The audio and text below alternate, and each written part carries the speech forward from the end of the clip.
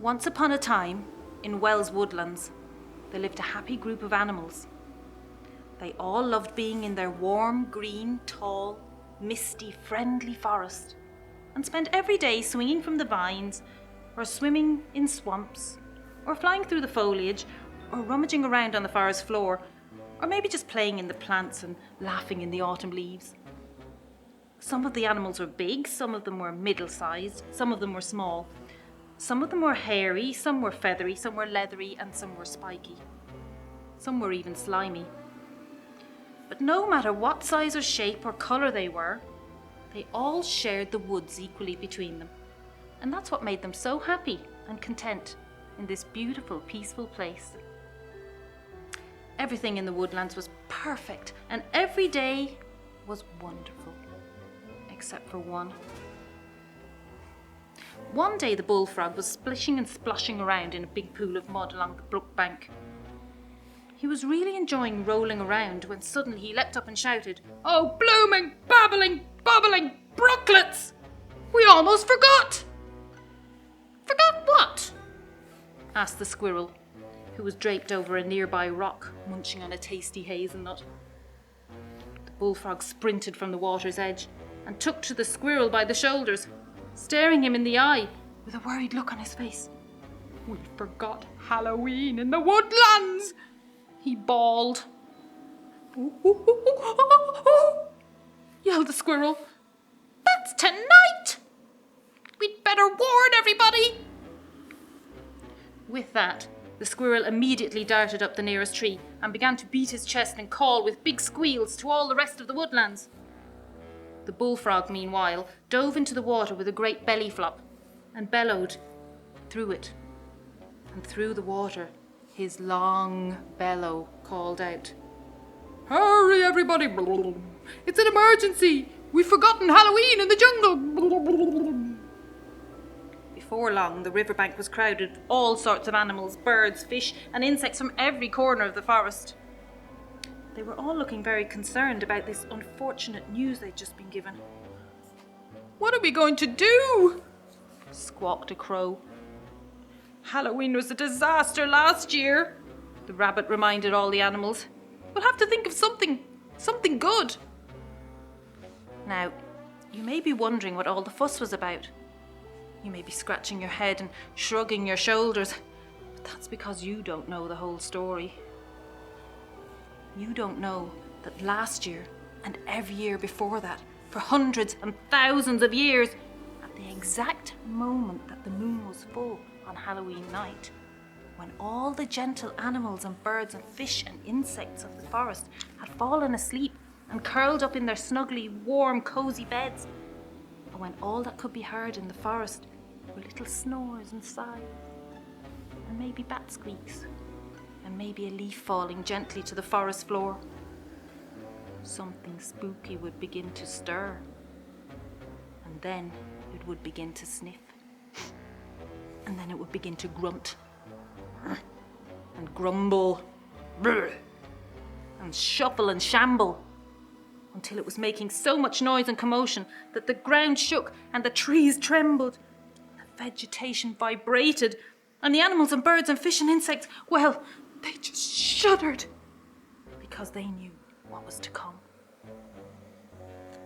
You see, this creature, this beast that was awakened after a long, long slumber in a deep, deep hollow at the bottom of a slippery, slippery slope, was not a very nice kind of creature. He was not very peaceful or gentle or sharing. No, he wasn't. He was the opposite of all those nice things. He was noisy and chaotic and cruel and selfish, and he didn't care one bit about anyone else who lived in the woodlands. He only cared about himself and about getting what he wanted when he wanted it. And what he wanted most of all in the whole wide world, was, wait for it, slugs! Slugs and worms! Now, I like slugs and worms. I like to watch them, squelching and squelching around on a rainy day. But I don't want to eat them. That's all he wanted to do. He wanted to eat them. He would wake up every Halloween night and straight away his tummy would begin rumbling. "Where are my slugs?" he would roar into the forest. He roared so loud that everybody in the woodlands, no matter how far away, would wake up with a jolt and a joggle and a jerk. They all knew that if they didn't find enough mud for this fiend, he would holler so loud that all the tall, beautiful, green, strong trees would come crashing down to the ground, and they would no longer have a lovely, safe home to live in. This creature, this beast, expected the little animals and birds and fish and insects to get him his slugs right there and then. He was very demanding. To be honest, he was a bit of a monster. Actually, he wasn't just a bit of a monster. He was a whole big chunk of a monster. He was the Haunted Hedgehog. And he was an awful, terrible, big, hairy, nostril flary, do-you-dare-y, spiky, scary bully. So, you see why the animal, birds, fish and insects were worried. They simply had to come up with a plan to make sure that the Haunted Hedgehog wouldn't be able to upset them again so much this year. You probably know that it's quite easy for somebody cruel to upset somebody else. But if friends stick together, then big, hairy, scary things like the Haunted Hedgehog can be sorted out. And that's exactly what a very clever young fox cub thought too. Everyone was scurrying and worrying and babbling and chattering. "Go on," said the old squirrel. "I'd just like to ask you all a question." All eyes in the forest turned to her. "Go on," said the old squirrel from 5 trees down. "Well," she continued with a gulp, "has anyone told the Haunted Hedgehog that if he ate more than once a year, then his tummy wouldn't be so hungry and it wouldn't be in such a bad mood? And if he ate more than once a year, there would be plenty of slugs for everyone that needs them. And if he ate more than once a year, he would have the time and energy to find more slugs and worms for himself, and we could all live together in peace and harmony." The clever fox cub looked at everyone around her and waited for an answer, but all they could do was stare back at her with their mouths wide open in astonishment at such a preposterous suggestion. Finally, one of the other animals spoke up. "I think, young lady, that the Haunted Hedgehog will not listen to the voice of one little crusading fox cub with one little message." "Oh, but it won't just be me," declared the cub. "It will be all of us. All of our little voices. Our little voices that will join together to make one big voice. A voice even bigger than the Haunted Hedgehog's. The voice of the Woodlands." A murmur grew amongst those gathered. "The voice of the Woodlands?" they all whispered, until one tiny ant shouted up to the fox cub, "I think we should try it." And that was that. Well, thought all the other animals, the birds, the fish, the insects, all the animals in the forest, if one tiny ant with his tiny voice is brave enough to say it, then so am I. From that very moment, the forest was alive with hundreds and thousands of little voices all practicing and working together to make one big voice. The sound of this voice echoed through the trees and made their leaves quiver and flutter. It passed through the earth and made the ground gently tremble. It travelled into the still waters of the ponds and the brooks and made little whirlpools and waves that danced in rhythms with the chant. It flew into the skies and blew the clouds that sat on tops of the trees all the way to another land, so that the sun shone down on them in the day, and later, in the night, the moon and stars twinkled and winked at them through the treetops. Before they knew it, all the animals, birds, fish, and insects of the forest realized that the moon was almost full. They had only moments to get to the top of the slippery, slippery slope, so that together they could all talk to the haunted hedgehog in his deep, deep hollow and make him see sense. They began to make their way towards the haunted hedgehog's house. Some were braver than others, and even though they did feel frightened, they marched forward with their heads held high, and they felt strong, powerful, and determined. Others were more scared, hiding behind their friends and feeling that they didn't really want to do this, and imagining what the haunted hedgehog might do if he got really annoyed. Some were in the middle, scared and strong, worried and excited, all at the same time. And that was perfectly understandable. I mean, they were going to try and talk to the haunted hedgehog. And that's really not an easy thing to do. Not easy at all. But even the animals, birds, fish, and insects in the forest who felt unsure kept going because they knew that their friends were all around them and that if they stuck together, they had nothing to worry about. Suddenly, they arrived at the top of the slippery, slippery slope. The moon was beaming down on them, and it was completely and utterly full. Instantly, they all realized that this was the moment that they had been preparing for, and there was no turning back. Just then, something began to shift and shuffle inside the deep, deep hollow. The rumbling, grumbling noise started slowly and softly at first, but quickly grew louder and louder, and soon it was so loud that all the animals, birds, fish, and insects could barely bear it anymore.